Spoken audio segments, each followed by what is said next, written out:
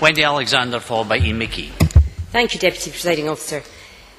The Cabinet Secretary will make many statements today, some in the Chamber, some outside it. No doubt he will respond to the Donaldson report. But the most important decision that Scotland's Education Secretary will take today is whether at the end of this debate he lifts the phone to the Director of Education in Renfrewshire and his SNP colleagues and asks them to delay the decision that they plan to take at 1 o'clock to replace 60 qualified primary teachers with 120 part-time, unqualified sessional workers.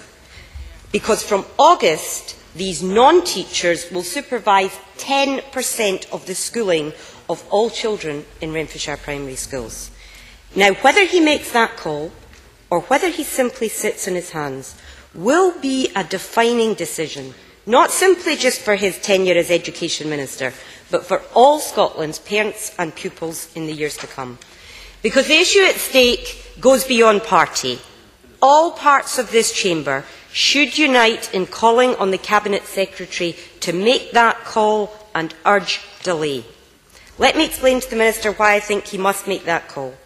Because for 40 years, dating back to the time of Willie Ross, the Scottish Secretary, whomsoever they were, and education ministers of all stripes have consistently supported the professionalisation of our classrooms. Children were to be taught by ever more qualified teachers, regulated through a General Teaching Council. And for 40 years, every Scottish Secretary and Education Minister has supported that position. Not one of them has ever turned the clock back. All of them have moved us forward. But if the Minister today says anything goes when it comes to who is in our classrooms and for how long our children can be taught by unqualified non-teachers, decades of progress for greater professionalism, higher standards and common capabilities will be reversed. Now, that alone is enough reason for the Cabinet Secretary to make that call today. The second reason is the total absence of consultation, locally or nationally, on these retrograde plans. They were literally published less than a week ago, and there has been no consultation. As this debate ends, parents will be starting to gather outside the Education Board, begging, and I use that word advisedly, local councillors to pause and think again. That's the second reason why the Education Minister should make the call. But the third reason the Education Secretary should lift the phone is the confusion over the legal entitlement of all children in Scotland to an education. If Renfrewshire goes ahead, then 10% of the week will now be handed over to unqualified staff. The new recruits are to be paid less than half the going rate for teachers, and there is no obligation on these people to be trained. So today's decision is the thin end of a potentially very long wedge. Now, I genuinely believe that there is no one here who wants to set off a race to the bottom in terms of how few hours in the school week actually need to be taught by a qualified teacher.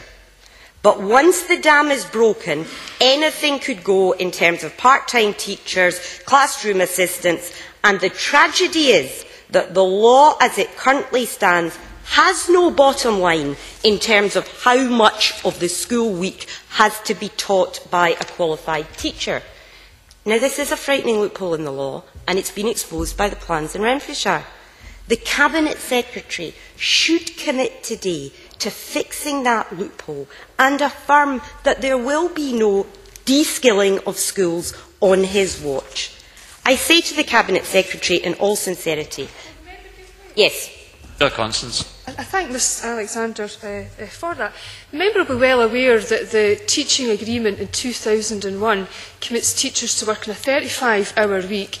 22.5 hours of that has to be teaching time, and teaching time by the regulations laid by this Parliament can only be delivered by qualified teachers. Alexander.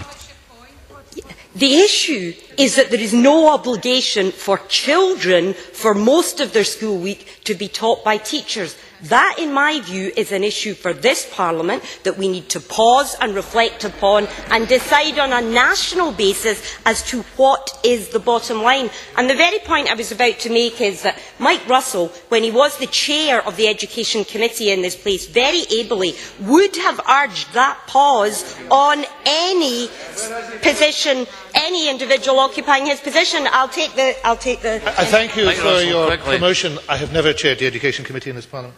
All right. Well, I concede. The issue is, will he call Renfrewshire today and put on ice the plans, instruct them to talk to parents and teachers, and promise to close the loophole which is now allowing a race to the bottom in Scottish classrooms? I make the case to the Minister that decision about the bottom line on how much of a school week is taught by a teacher should be brought back to this place where it belongs and onto his desk. Will he make that call today, or will he say a free-for-all is fine by me? I appeal to him to make that call by lunchtime.